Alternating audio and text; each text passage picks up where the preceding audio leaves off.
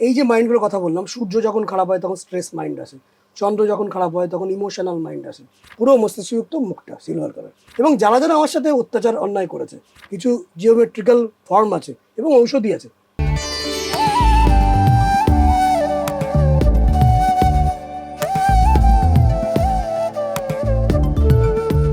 আপনাকে caring mind হতে হবে, আপনাকে সিকিং মাইন্ড হতে হবে, আপনাকে এফিসিয়েন্ট মাইন্ড হতে হবে, আপনার আমাদের প্রত্যেকেরই ওয়াইজ মাইন্ড হতে হবে, অ্যাকসেপ্টিং মাইন্ড হতে হবে, রিফিউজিং নয়। আমাদের মাইন্ডটাকে প্রসেসিং মাইন্ড হতে হবে, মেনটেনিং মাইন্ড হতে হবে, কনসিডারিং মাইন্ড হতে হবে। এই যে মাইন্ড, দেখো আমি নখানা মাইন্ডের কথা বললাম, এই নখানা মাইন্ড কিন্তু 9টা প্ল্যানেট দ্বারা কানেক্টেড। এইগুলোকে অ্যাট্রাক্ট করাটাই হচ্ছে ফোকাস বাড়ানোর মেন রহস্য। স্যার, কোনো মানুষ ধরুন কনফিউজড আছে প্রচন্ডভাবে বা রিফিউজিং স্টেটে আছে, সেক্ষেত্রে তো কোনো কাজই করতে পারবে না, সে বা এগোতেই পারবে না। তা সেক্ষেত্রে আপনি কি বলেন তাকে? প্রথমত এরকম কিছু কিছু পরিস্থিতি সবাইয়ের মধ্যেই আসে। এর জন্য আমি যেটা করি প্রথমত, সেটা আমি কিছুটা শেয়ার করতে পারি, পুরোটা হলো কিছুটা শেয়ার। এছাড়া অ্যাস্ট্রোলজিক্যাল রেমেডি বেশ ভালো মাত্রায় রয়েছে, যাতে সেই কিছু প্র্যাকটিস থাকে। সে রিফিউজিং স্টেটে হয়তো টানা 2 ঘন্টা থাকার কথা, সে হয়তো 2 মিনিট থাকবে, স্টেটটা আসবে কিন্তু খুব কম টাইম থাকবে, সে ওটাকে সরিয়ে দিতে পারবে। সেখানে প্রশান্তি, উচ্ছ্বাস, আনন্দ সে ভরে দিতে পারবে। তার কাছেই সে স্রোত রয়েছে। আমি বলেছিলাম না যে ভেতরে একটা সরোবর রয়েছে, সুন্দর শতশ্রেণী সরোবর রয়েছে। সেই সরোবরে কিন্তু পদ্ম ফোটানো সম্ভব, এবং সেখান থেকেই মা লক্ষ্মী আসবেন, এটা সম্ভব। তো এই পদ্ধতি আমাদের শাস্ত্রে রয়েছে। যেমন আমি যেটা করি, যখনই আমার কোনো নেগেটিভ সময় আসে, প্রত্যেকের আসে, হোয়াট হ্যাপেন্স টু অল। এই যে মাইন্ডগুলোর কথা বললাম, সূর্য যখন খারাপ হয় তখন স্ট্রেস মাইন্ড আসে, চন্দ্র যখন খারাপ হয় তখন ইমোশনাল মাইন্ড আসে, যখন মঙ্গল খারাপ হয় তখন অ্যাগ্রেসিভ মাইন্ড আসে। আবার অনেক সময় আমাদের এগুলো করতেও হয়। আবার মানে ধরে রাখুন, অধিকাংশ ক্ষেত্রে আমি বুঝেছি যে মানুষকে হ্যাপি এবং রাইট, এ দুটোর মধ্যে কখনো কখনো দুদিকের পাল্লাই থাকতে হয়। মানে কখনো আমাকে হ্যাপি হতে হয়, হয়তো সেটা রাইট নয়, তবু সেটা নিয়ে আমি হ্যাপি থাকছি। বা অনেক সময় হ্যাপি আমার হওয়ার দরকার নেই, যেটা রাইট সেদিকে আমি থাকবো। তার জন্য মাইন্ডের মধ্যে কখনো অ্যাগ্রেসিভ ব্যাপার চলে আসে, অনেক সময় অ্যাগ্রেসিভটা দেখাতেও হয় বিভিন্ন কাজে। সবাইতেই যদি মানুষ হ্যাঁ বলে দেয়, তাহলে তো সে ডিস্টার্ব হয়ে যাবে। যদি একজন ধরে রাখুন টোটোওয়ালা বা অটোওয়ালা ভুল করে গাড়ি চালাচ্ছেন, কোনো পুলিশ যদি না ধমকায় এসে, তাহলে তো অরাজকতা আসবে, সেটা তো অ্যাগ্রেসিভ হতেই হবে। তো সেক্ষেত্রে ওই অ্যাগ্রেসিভ মাইন্ড যদি ভেতরে চলে আসে, তাহলে কিন্তু তার কাজটা ঘাঁটবে, তার কেরিয়ার ঘাঁটবে। ওপর থাকতে হবে তাকে। দুটো পার্ট আছে মাইন্ডের, ওই বলেছিলাম, একটা অ্যাওয়ারনেস থাকে ওপরে পেঁয়াজের খোসার মতন, একটা ভেতরের মাইন্ড, ওর মধ্যে রাখা যাবে না। ওর মধ্যে আমি কিছুতেই প্রবেশ করো। আমাদের ভল্টের মধ্যে কি থাকে? সোনা দানা, আংটি, হীরের আংটি, টাকা পয়সা থাকে। সেখানে তো রাস্তার কোনো নোংরা থাকে না। তো ভেতরটা তো ডাস্টবিন করার জায়গা নয়। ওপরে অ্যাওয়ারনেসের ওপর থাকুক, প্রয়োজন পড়লে আমি এটাকে ছেড়ে ফেলে দেবো। এটা করার জন্য যেটা আমি করি প্রায়শই, সেটা হচ্ছে যে কোনো টাইম করা যায়, খালি থটটাকে আনতে হবে। আমি দুটো জেনারেলি বিশেষভাবে করি, প্রথমটা বলছি, আর দ্বিতীয়টাও একটা উপায় আছে। সেটা হচ্ছে এটাতে ফোকাসটাও বৃদ্ধি হয়। আচ্ছা, এটা আমি করি, যারা আনন্দবাজারের দর্শকবৃন্দ তারাও করতে পারেন, ট্রাই করে দেখবেন, নিজের দায়িত্বে করবেন, কারণ সেটা করতে হবে তাদেরকে। আমি যেটা প্রথম করি, সেটা হচ্ছে প্রথমে আমি চিন্তা করি বিশাল আকারের সূর্য, অরেঞ্জ কালারের সূর্য, বিশাল। এবং এটা চিন্তা করি একটা বড় সবুজ মাঠ, সবুজ মাঠটা একদম তলায় সূর্যটা টাচ করেছে দিগন্তে, একদম তার সামনে। আমি হয়তো সূর্যের থেকে আমার ডিস্টেন্স হয়তো 1 কিলোমিটার, এই ফিল্ডটাকে আনি, বিরাট বড় সূর্য, বিশাল বড় সূর্য, অরেঞ্জ কালারের সূর্য, হালকা হালকা গরম, হালকা হালকা ঠান্ডা হাওয়া। আমি তার সামনে পৌঁছলাম, সূর্যদেবের কাছে গেলাম, হে সূর্যদেব কৃপা করো, আমার মনে স্ট্রেস, আমার মনে অ্যাংজাইটি, আমার মনে ইমোশান, আমার মনে আমি কনফিউজিং স্টেটে আছি। সূর্যের জন্য উনি আশীর্বাদ করছেন যেন। এই ফিল্ডটা আমি করি, কারণ এই ফিল্ডটা ভেরি মাচ ইম্পর্টেন্ট। কেন ফিল্ডটা ভীষণ ইম্পর্টেন্ট? আপনি প্রতি মুহূর্তে কী বিহেভিয়ার করছেন সেটা কিন্তু লোকে দেখছে। চাকরির ক্ষেত্রে হোক, প্রফেশনে, ব্যবসাতে। একটা ভালো চাকরির জন্য ডেফিনেটলি একটা লার্নিং স্কিল এগুলো দরকার, কিন্তু একবার চাকরিটা হয়ে গেলে তারপর তো সে বিহেভিয়ার কিন্তু দেখছে। আর এই ভালো বিহেভিয়ারের জন্য ভালো হ্যাবিট দরকার।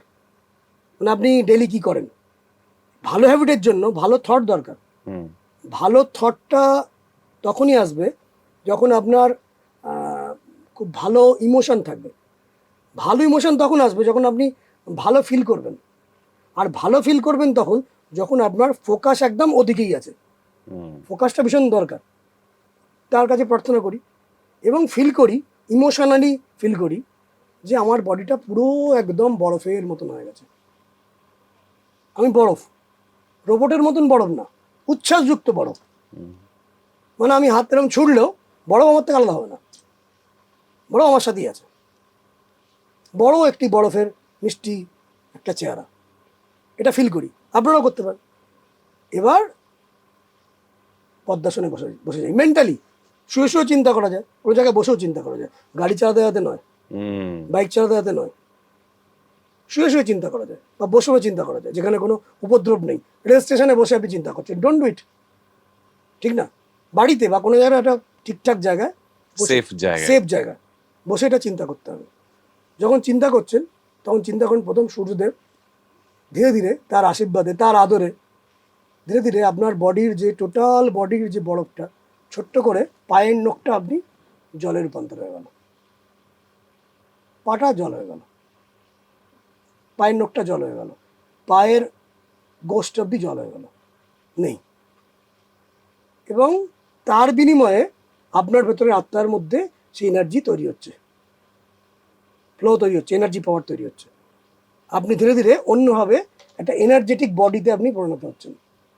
ধীরে ধীরে অন্য কোনো জায়গায় একটা কিন্তু কালারফুল, ব্রাইট, গোল্ডেন কালারের বা সিলভার কালারের একটা বডি তৈরি হচ্ছে পা, আপনি দেখছেন। ধীরে ধীরে এভাবে আপনার হাঁটু অবধি যে বরফটা জল হয়ে গেল, জল হয়ে গেলে মিশে যাচ্ছে, আপনি বসে আছেন। অন্য জায়গায় কিন্তু পাশে একটি এনার্জেটিক লাইট গোল্ডেন কালার আর সিলভার কালারের হাঁটু অবধি তৈরি হয়েছে। ধীরে ধীরে থাইটা জল হয়ে গেল আপনার বডির। অন্যজনের কিন্তু ওখানে আপনারই প্রতিরূপ একটি থাই তৈরি হচ্ছে লাইটের। ধীরে ধীরে নাভি, চেস্ট, গর্দনের এই কাছ অবধি বরফটা জল হয়ে গেল, পুরো জলে মিশে গেল। খালি এইটুকুন রয়েছেন মাটির ওপর, পদ্মাসনে আপনি নেই, খালি এটুকু।